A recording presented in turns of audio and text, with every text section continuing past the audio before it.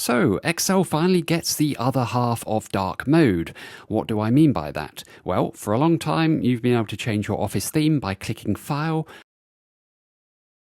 and then Account, and choosing whichever one you want from the drop-down. I like to have mine on colourful, but let's change it to black. And immediately you see a difference. However, if I go back to the worksheet view, yes, the ribbon and other parts of the interface are affected, but what isn't? Obviously the worksheet grid. This has been the case for many years, but thanks to a recent update available to Microsoft 365 insiders on the beta channel, something new appears on the View tab called Switch Modes. It's a toggle button, so click it once and the grid will suddenly turn black. Click it again and it turns white. So what effect does dark mode have on your worksheet? Well, firstly, it is purely a visual aid feature, so it only affects how colours are rendered. Here I have a table of data and a chart beside it.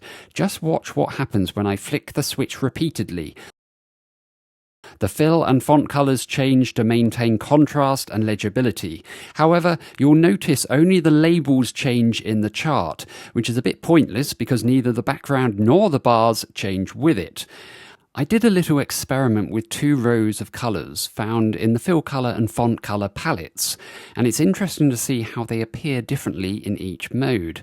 White becomes off-black, black becomes off-white, yellow becomes some murky green, and dark blue becomes light blue. I'm sure a lot of work has been done behind the scenes on this, but it can be a little confusing, especially because these colour changes do not show up in the fill colour and font colour drop-downs. So while dark mode is a nice addition, it'll be interesting to see how it improves further. I certainly wish it wasn't a two-stage process to switch it on and off, I must say.